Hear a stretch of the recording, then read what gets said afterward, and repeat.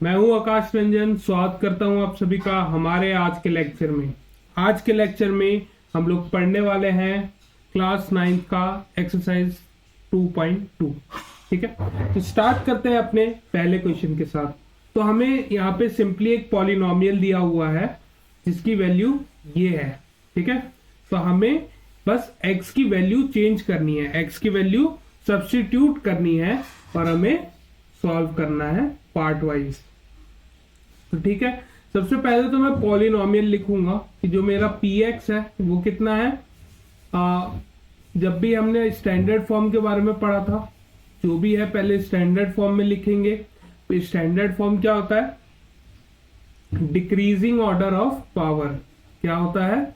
Decreasing order of power में हम लोग क्या करते हैं, चीजों को जो भी इक्वेशन दी हो, जो भी पॉलिनोमियल दिया हो, उसको लिखते हैं किसमें? डिक्रीजिंग ऑर्डर में। ठीक है, तो अब यहाँ पे हमारे पास x की वैल्यू फर्स्ट पार्ट में क्या है? x इज इक्वल टू 0 है। जब x इक्वल टू 0 बोला है तो आपको कुछ भी नहीं करना है, बस x की जगह 0 को सब्स्टिट्यूट कर देना है।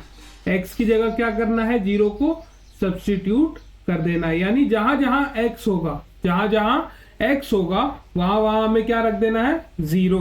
और 0 से हमें पता है कोई भी नंबर मल्टीप्लाई हो तो आंसर कितना आता है? 0। तो ये पूरा पार्ट कितना बन जाएगा? This will be equal to 0। और ये पार्ट कितना हो जाएगा? This will also be equal to 0। तो बस हमारे पास 3 बच जाएगा और वही हमारा आंसर हो जाएगा फर्स्ट पार्ट के लिए। ठीक है, चलिए अब यहाँ पे हम अपने सेकंड पार्ट की तरफ चलते हैं। ठीक है, तो सेकंड पार्ट में क्या कह रहा है हमारा कि x की वैल्यू इस बार कितनी लेनी है हमें? -1। कितनी लेनी है? -1। तो इसका मतलब क्या है? जहां जहां x होगा वहां वहां क्या हमें रखना है? -1 रख देना है। क्या रख देना है? -1 रख देना है, +3। अब देखिए यहाँ पे अब -1 का स्क्वायर करूं चाहे 1 का स्क्वायर करूं तो उस केस में मेरा आंसर आता है +1। ठीक है, तो -4 टाइम्स +1 मेरे को -4 दे देगा, +5 इंटू -1 मेरे को दे देगा -5, एंड ये हो जाएगा +3। ये हमारा हो जाएगा -9, -9 +3 हमें दे देगा -6। तो ये हो जाएगा हमारा सेकेंड पार्ट का आंसर। अब आते हैं अपने थर्ड पार्ट की तरफ। कहाँ आते हैं? अपने थर्ड पार्ट की तरफ। तो थर्ड पार्ट में क्या बोल रखा है? x की वैल्यू कितनी लेनी है हमें? x की वैल्यू लेनी है 2। यानी जहां जहां x होगा, जहां जहां x होगा वहां क्या लिखना है हमें? 2 लिखना है, बस +2 +5 टाइम्स ऑफ 2 +3। तो ये हो जाएगा -8 +10 +3। इन दोनों को सॉल्व करूंगा तो +2 आएगा। +2 + +3 मेरे को +5 दे देगा। क्लियर? तो ये है हमारा फर्स्ट क्वेश्चन का सॉल्यूशन। ठीक है, आसान था। चलिए अब आते हैं अपने सेकंड पार्ट की तरफ। तो सेकंड पार्ट भी ज्यादा टफ नहीं है, सेम ही कंसेप्ट पे है। हमें क्या करना है? Find P0, P1, P2। अब हमारे पास अलग अलग पार्ट दिए हैं और हमें क्या करना है? P0, P1 और P2 की वैल्यू फाइंड करनी है। क्लियर? तो चलिए यहाँ पे देखते हैं अपने फर्स्ट पार्ट को। तो फर्स्ट पार्ट में हमारा y जो है वो कितना दिया हुआ है? y² -y +1। तो P0 निकालूंगा मैं। तो 0 कहने का मतलब जहां जहां y होगा वहां वहां मेरे को क्या रखना है? 0 रख देना है। वहां वहां मुझे क्या रख देना है? 0। सॉल्व कीजिएगा, आपका आंसर आएगा 1। ठीक है, इसी तरह मैं P1 निकाल लूंगा। तो y² है तो 1 का स्क्वायर, -y है तो -1, एंड हमारा +1। तो ये आ जाएगा 1 -1 +1। तो ये तो कैंसिल आउट हो जाएगा, एक प्लस है एक माइनस है, इसका फाइनल आंसर आ जाएगा 1। ठीक है, अब P2 निकालूंगा मैं। P2 जब निकालूंगा तो कितना आ जाएगा? 2 का स्क्वायर -2 +1। तो कितना आ जाएगा? 4 -2 +1। यानी मेरा आंसर कितना हो जाएगा? +3। कितना हो जाएगा? +3। ठीक है, अब आते हैं अपने सेकेंड पार्ट पे। कहाँ आते हैं? अपने सेकेंड पार्ट पे जहां पे हमें पी टी दिया हुआ है, जो कि कितना है, अगेन इसको हम लोग लिखेंगे decreasing order of the power में, minus t cube plus 2t square plus t and plus 2।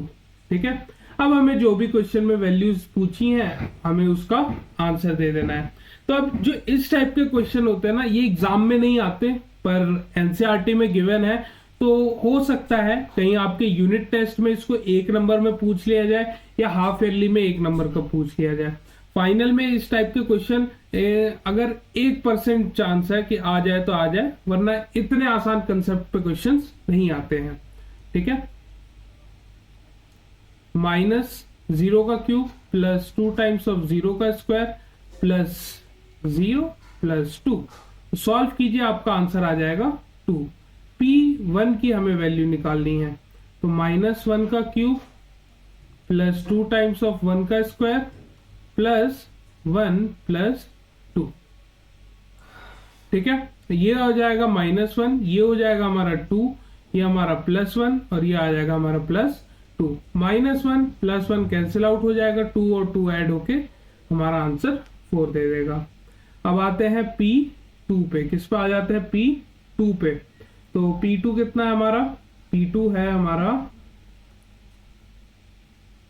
-2 cube plus 2 times of 2 square plus 2 and plus 2। अब ध्यान देने वाली बात यहाँ पे ये देखो, मैं 2 का क्यूब बोलूं या 2 इंटू 2 स्क्वायर बोलूं, बात तो एक ही रहेगी, आंसर मेरा 8 ही आएगा। ये आएगा नेगेटिव का 8, ये आएगा पॉजिटिव का 8, तो ये तो ऑलरेडी कैंसिल आउट हो जाएगा एंड हमारा आंसर कितना आ जाएगा, +4। ठीक है, तो ये आ जाएगा हमारा सेकंड पार्ट का आंसर, हमारे सेकंड पार्ट का आंसर। अब बढ़ते हैं अपने थर्ड पार्ट की तरफ। कहां बढ़ रहे हैं, अपने थर्ड पार्ट की तरफ। एंड थर्ड पार्ट में हमें दिया हुआ है P x है या y, एक बार चेक कर लेते हैं। Px दिया हुआ है, ठीक है।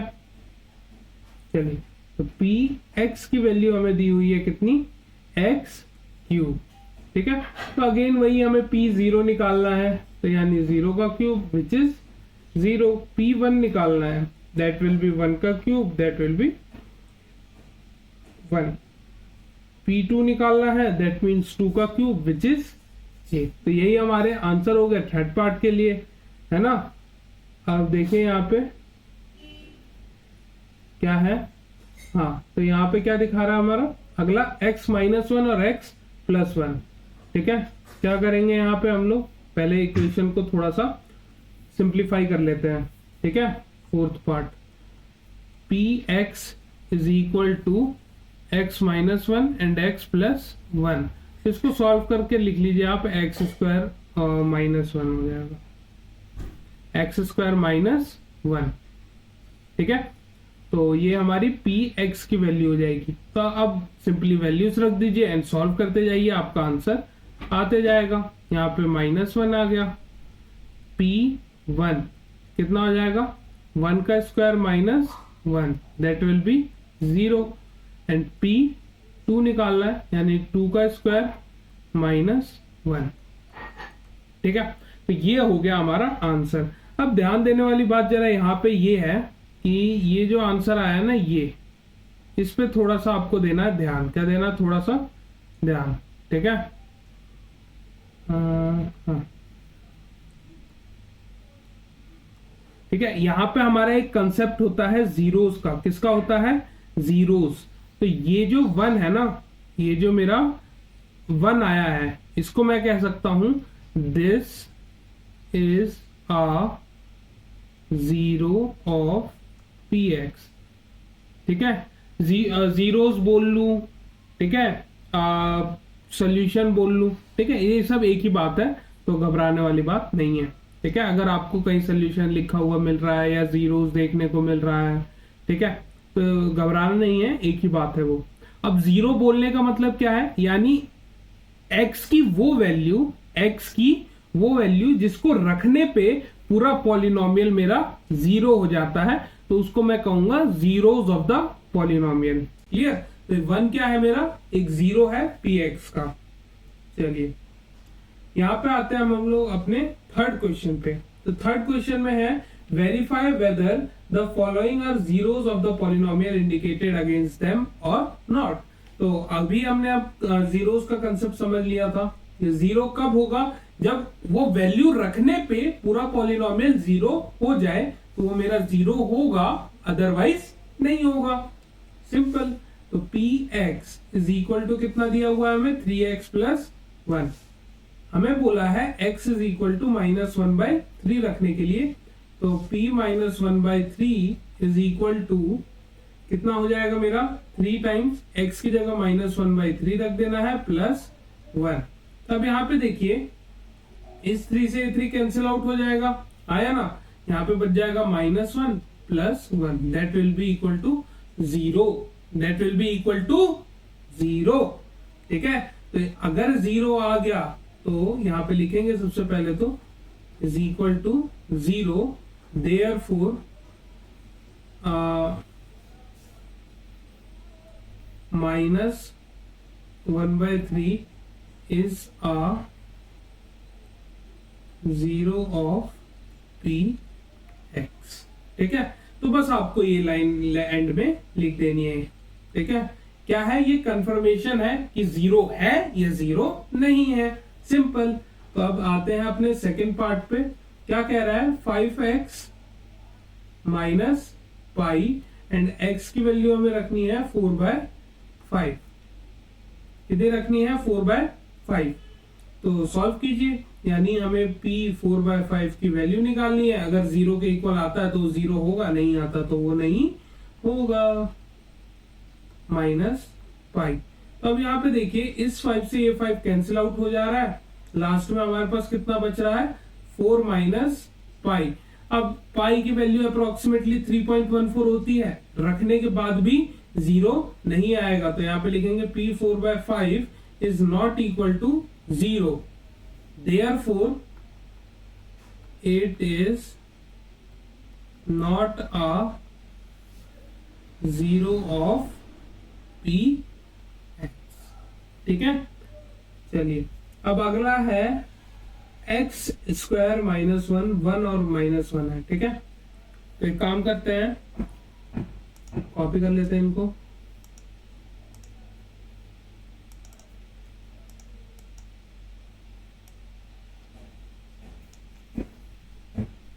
ठीक है। चलिए बढ़ते हैं हम लोग अपने अगले पार्ट्स की तरफ, जो हमारे हैं third, fourth, fifth, six and seven.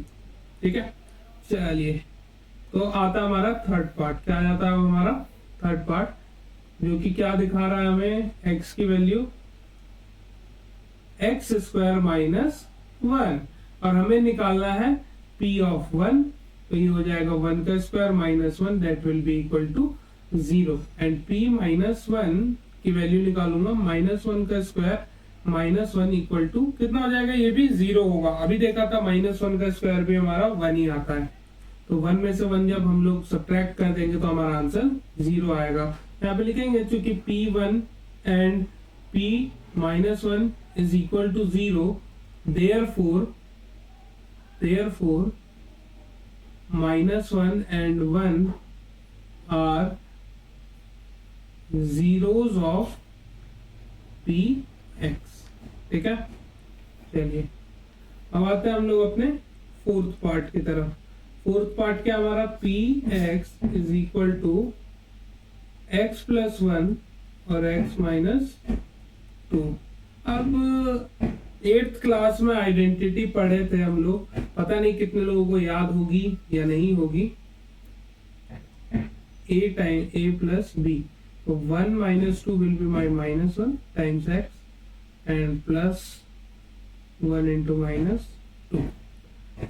चलिए अब आपका काम ये रहेगा कि ये जो आइडेंटिटी यहाँ पे हुई है यूज, आइडेंटिटी यूज, इसको आपको कमेंट सेक्शन में जाके हमें बताना है हमने यहाँ पे कौन सी नंबर आइडेंटिटी यूज की है क्लास 8 की। ठीक है। कौन सी आइडेंटिटी यहाँ पे यूज हुई है ये बताना आपका काम रहेगा कमेंट सेक्शन में। ठीक है। इस क्वेश्चन को सॉल्व करके वैसे तो मैं बताऊंगा ही, पर उससे पहले आपको कमेंट में पिन करना है अगर आपको आंसर पता है तो, नहीं है तो फिर हम तो है ही। ठीक है, चलिए तो ये आ गया एक्स स्क्वायर माइनस एक्स और माइनस टू।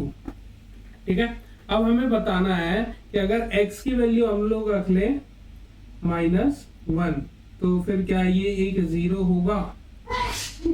ठीक है, तो यहाँ पे आ जाएगा 1 - 1 -2। तो अब देखेंगे ये और ये तो कैंसिल आउट हो जाएगा, पर -2 अभी भी बच जाएगा, तो ये इक्वल टू 0 नहीं आ रहा है, तो डेट मीन्स p -1 हमारा एक 0 नहीं है।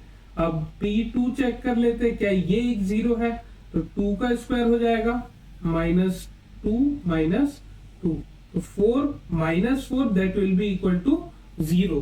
तो अब यहाँ पे रीजनिंग क्या आ जाएगी, रीजनिंग क्या आ जाएगी बच्चों, तो चूंकि p -1 is not equal to 0, therefore -1 is not a 0 of px, and यहाँ पे लिखेंगे since p of 2 is equal to 0, therefore 2 is a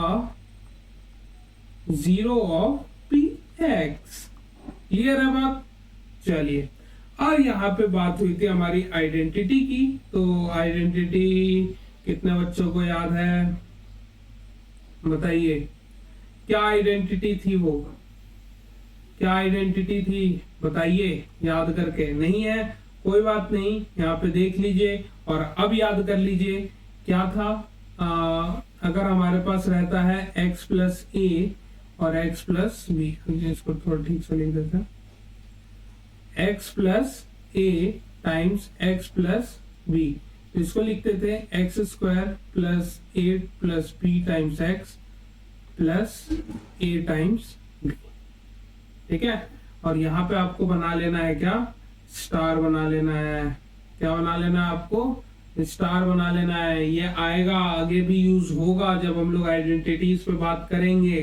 ठीक है, ये नहीं और भी आइडेंटिटीज हैं और वो भी यूज होंगी इसके साथ साथ। तो जो भी हमने आइडेंटिटीज वाला हमारा सेशन हुआ था, लेक्चर हुआ था जो भी, उसको आप एक बार जरूर देख लीजिएगा। ठीक है, चलिए तो हम लोगों ने 4 पार्ट सॉल्व कर लिए हैं, बच गया हमारे पास 3 पार्ट। ठीक है, तो चलिए बढ़ते हैं अगले बचे हुए अपने 3 पार्ट्स पे। यहाँ से इनको उठा लेते हैं।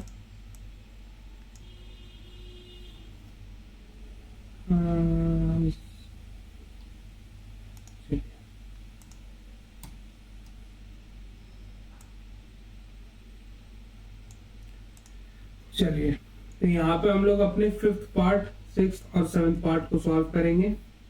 तो स्टार्ट करते हैं अपने 5th पार्ट के साथ, जो कि है px = x² और x की वैल्यू है 0। तो यहाँ पे तो हमें साफ साफ दिख रहा है कि ये एक 0 होगा, ये 0 होगा। यहाँ पे लिखेंगे since p0 is equal to 0, therefore 0 is a 0। थोड़ा सा इसमें वाला लगेगा पर या वर्डिंग सही है, therefore 0 is a 0 of px। ठीक है, अब अपना दिमाग नहीं लगा लेना है कि 0 तो हर पॉलिनोमियल का 0 तो होगा ही क्योंकि नाम आ रहा है, नहीं, तो ऐसा नहीं है। सिर्फ वो वैल्यू x की, वो वैल्यू जिसको रखने पे हमारा जो इक्वेशन है, जो हमारा पॉलिनोमियल है, वो क्या बन जाए, 0 बन जाए, वही क्या है हमारा सिर्फ 0 है। क्लियर। अब यहाँ पे रखना है x की जगह -m/l, तो l x की जगह रखना है -m/l + m। तो बच्चे कंफ्यूज हो जाते हैं कि सर लेटर्स दे दिया हम लोगों ने, तो बस नंबर पढ़ा था। तो नंबर और लेटर्स में कोई भी फर्क नहीं है। जो काम हम लोग लेटर्स नंबर्स के लिए करते हैं, सेम काम हम लोग किसके लिए करेंगे, लेटर्स के लिए करेंगे। ठीक है, तो यहाँ पे हमें क्या देखने को मिल रहा है कि हमारा p -m/l is equal to 0, therefore -m/l is a 0 of px। Clear है बात। चलिए अब हम लोग आगे बढ़ते हैं अपने 7th पार्ट की तरफ। तो 7th पार्ट क्या हमारा, हमारा सेवेंथ पार्ट है कि P x is equal to 3x² minus 1, और यहाँ पे x की 3 वैल्यूज दी हुई हैं, और सॉरी 2 ही वैल्यू दी है, -1/√3 एंड 2/√3। तो चलिए सॉल्व कर लेते हैं। तो सबसे पहले रखना है हमें p -1/√3 पहले रख देते हैं, तो 3 टाइम्स ऑफ -1/√3 होल स्क्वायर्ड -1।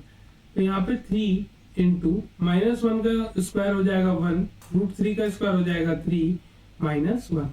ये 3 इसके साथ कैंसिल आउट हो जाएगा, 1 - 1 बचेगा, that will be equal to 0। तो -1/√3 तो इस पॉलिनोमियल का 0 आ गया है। लेट अस चेक कि 2/√3 इसका एक 0 है या नहीं है। सो 3 टाइम्स ऑफ 2/√3 होल स्क्वायर्ड -1, तो 3 टाइम्स ऑफ 2 का स्क्वायर हो जाएगा 4, √3 का होल स्क्वायर होगा 3 -1। इस 3 से 3 कैंसिल आउट हो जाएगा, 4 - 1 बचेगा मेरे पास कितना 3, and which is not equal to 0।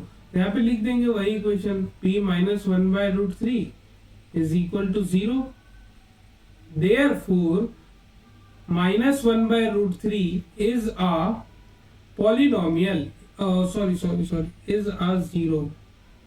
is a 0 of px, and चूंकि जो हमारा p 2/√3 है वो नॉट इक्वल टू 0 है, therefore it is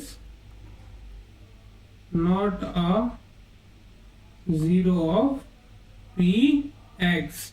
ठीक है, तो ये हो जाएगा हमारा सेकंड पार्ट का कंप्लीट सॉल्यूशन। बढ़ते हैं अपने थर्ड पार्ट की फोर्थ क्वेश्चन की तरफ। Find the 0। अब 0 निकालना है हमें, तो 0 निकालने के लिए एक बात जो है आपको नोट कर लेनी है। क्या नोट करनी है? ठीक है, नोट ये करनी है कि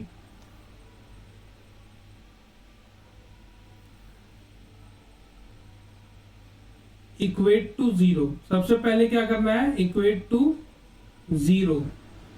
ठीक है, और डिग्री जो होगी उस जो पॉलिनोमियल सॉल्व कर रहे हो उसकी जो डिग्री होगी वही इक्वल टू होगी उसके नंबर ऑफ जीरोस के। ठीक है, तो ये दो बातों का क्या रखना है, हमें ध्यान रखना है और क्वेश्चन को सॉल्व करना है कि 0 निकालने के लिए पॉलिनोमियल को 0 से इक्वेट कर दीजिए and number of zeros equal to होंगे किसके? जो उस पॉलिनोमियल की डिग्री होगी। ठीक है, डिग्री वाला कॉन्सेप्ट ऑलरेडी हमारा जो इनिशियल सेशन से इनिशियल लेक्चर्स थे उसमें क्लियरली एक्सप्लेन किया गया है। अगर आपको अभी भी आइडिया नहीं है तो कोई बात नहीं, तो अभी बस आप इतना समझ सकते हैं, highest power in the polynomial, highest power in the polynomial. ठीक है, चलिए तो स्टार्ट करते हैं अपने पहले क्वेश्चन के साथ। तो यहाँ पे क्या है? p of x is equal to x plus 5। तो हमें जीरोस निकालना है, तो कुछ नहीं करना है, मैंने बोला है इसको इक्वेट कर दीजिए 0 से। ठीक है, तो इसकी वैल्यू इतनी है, तो x की वैल्यू कितनी आ जाएगी? -5, और यही हो जाएगा मेरा आंसर। x की वैल्यू अगर मैं -5 रखूंगा तो ये जो इक्वेशन होगा इस पूरे इक्वेशन की वैल्यू हो जाएगी 0। कितनी हो जाएगी? 0, दैट इज 0। क्लियर है? चलिए अब आते हैं अपने सेकेंड पार्ट की तरफ। सेकेंड पार्ट क्या है हमारा? p of x is equal to x minus 5। p of x कितना है मेरा? x माइनस 5 है। तो यहाँ पे हमें क्या रखना है? इक्वेट करना है सिंपली 0 से, तो कर दीजिए 0 से इक्वेट। x की वैल्यू कितनी आ जाएगी? 5। That will be my answer for the second part. आते हैं अपने थर्ड पार्ट की तरफ। कहाँ आते हैं? अपने थर्ड पार्ट की तरफ। थर्ड पार्ट क्या कह रहा है हमारा? p of x is equal to 2x plus 5। अब हमने जो 8th क्लास में बेसिक्स पढ़े थे ना, कि जो एक इक्वेशन को सॉल्व करना था, वही हमें यहाँ पे यूज करना है, बस और कुछ भी नहीं है। जो हमारा सेकंड चैप्टर 8th में था, एक हमने लीनियर इक्वेशन के बारे में पढ़ा था। सॉल्व किए थे क्वेश्चंस, तो वही चीज यहाँ पे भी है। तो 2x इक्वल टू -5 हो जाएगा, तो यहाँ x की वैल्यू कितनी आ जाएगी, -5/2। हर एक स्टेप्स आपको यहाँ पे हम लोग करके दिखा रहे हैं ताकि आप एग्जाम में कोई भी चीज मिस ना करें और आपके पूरे नंबर आए, आप अपने एक भी नंबर गवा के ना आए। ठीक है, तो चलिए इसी के साथ बढ़ते हैं हम लोग अपने फोर्थ पार्ट की तरफ, that is px is equal to 3x minus 2। तो यहाँ पे कितना हो जाएगा, इक्वेट करेंगे हम लोग जीरो के साथ, तो 3x minus 2 is equal to 0। तो यहाँ पे 3x की वैल्यू कितनी हो जाएगी, 2, और यहाँ पे x की वैल्यू आ जाएगी 2/3। यही हो जाएगा हमारा आंसर, यही हो जाएगा हमारा आंसर। ठीक है, चलिए अब बढ़ते हैं हम लोग अपने फिफ्थ पार्ट की तरफ। फिफ्थ पार्ट क्या कह रहा है हमारा, फिफ्थ पार्ट कह रहा है कि px is equal to 3 times of x। और हाँ, यहाँ पे देखिए इन सब की डिग्री कितनी है, इसकी डिग्री 1 है, इसकी डिग्री 1 है, इसकी डिग्री 1 है, तो हमें एक ही सोल्यूशन देखने को मिल रहा है हर जगह। अगर मैं x का इसके अलावा कोई भी दुनिया का नंबर रख दूं, 0 रख दूं, 1000 रख दूं, 10,000 रख दूं, इस इक्वेशन की वैल्यू 0 नहीं आएगी इस नंबर के अलावा। ये जो नंबर यहाँ पे दिख रहा है 2/3, इसके अलावा किसी भी नंबर, आई रिपीट, किसी भी नंबर पे वैल्यू 0 नहीं होने वाली है। क्लियर, चलिए तो यहाँ पे px हमें क्या करना है, 0 से इक्वेट कर देना है। 3x की वैल्यू होगी 0 एंड x की वैल्यू आ जाएगी हमारी 0, क्योंकि ये हो जाएगा 0/3। यहाँ पे क्या हो जाएगा, x की value 0/3 which will be equal to 0 only. ठीक है, चलिए ये हो जाएगा हमारा फिफ्थ पार्ट। अब आते हैं हम लोग अपने सिक्स्थ पार्ट की तरफ, that is my p of x is equal to ax। एंड यहाँ पे बोला है a नॉट इक्वल टू 0। इसकी भी मैं वजह बताऊंगा इस क्वेश्चन को सॉल्व करते हुए ही। ठीक है, कि a की वैल्यू 0 क्यों नहीं हो सकती है। ठीक है, ax इज इक्वल टू 0। अब 0 को मैं किसी भी नंबर से डिवाइड कर दूं, x की वैल्यू कितनी हो जाएगी मेरी, 0 ही रहेगी।